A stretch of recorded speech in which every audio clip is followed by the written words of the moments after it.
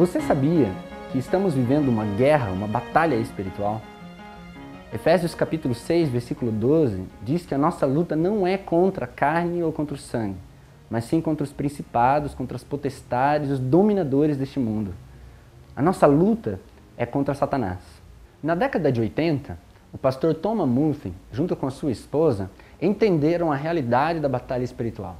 Quando, em 88, eles se mudaram para a cidade de Kiambu, no país do Quênia, na África. O país estava vivendo um tempo extremamente difícil.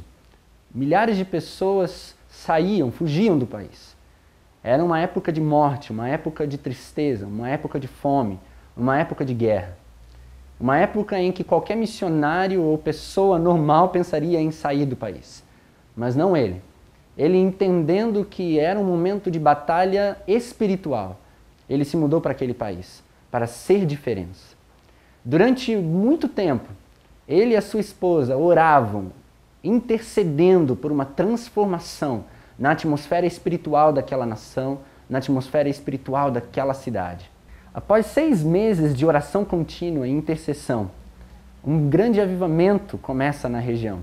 O pastor Thomas faz uma cruzada evangelística e nessa cruzada, mais de 200 pessoas se convertem.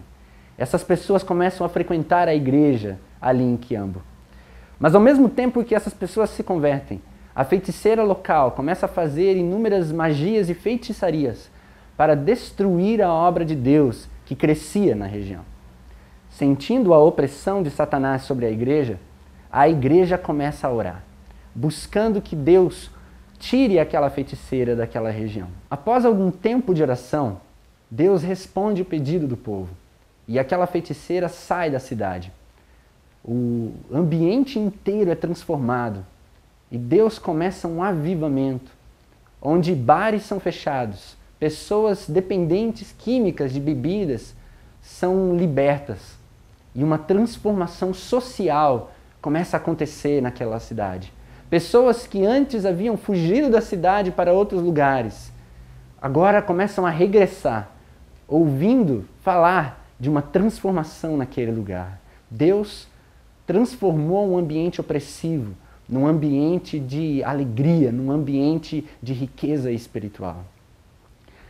Assim é hoje nos nossos dias. Assim como o pastor Thomas viveu uma época de batalha espiritual naquela cidade, assim também foi Daniel, o profeta Daniel, vivendo em plena Babilônia, onde todos adoravam a outros deuses.